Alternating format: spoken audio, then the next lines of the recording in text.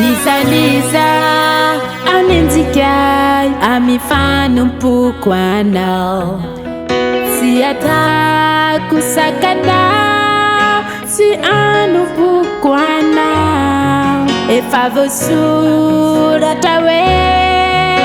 sambatra izay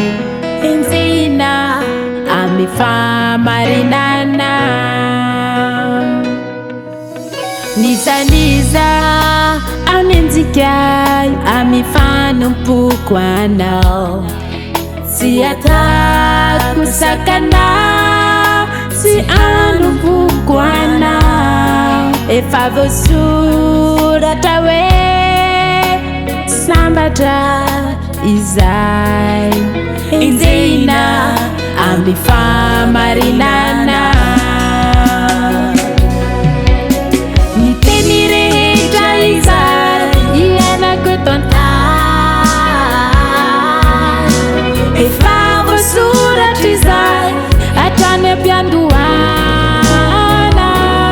ka tsy atakusakana sy anumpoko anao fa zay voasoratra dia voasoratra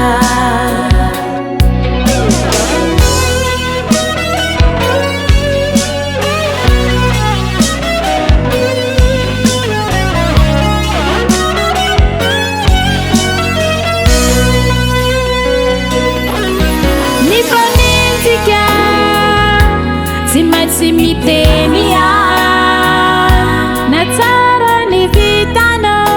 sasakana zana ratsy anao hitako ny lalatra raka izorako fandriamanitra mpitsara marina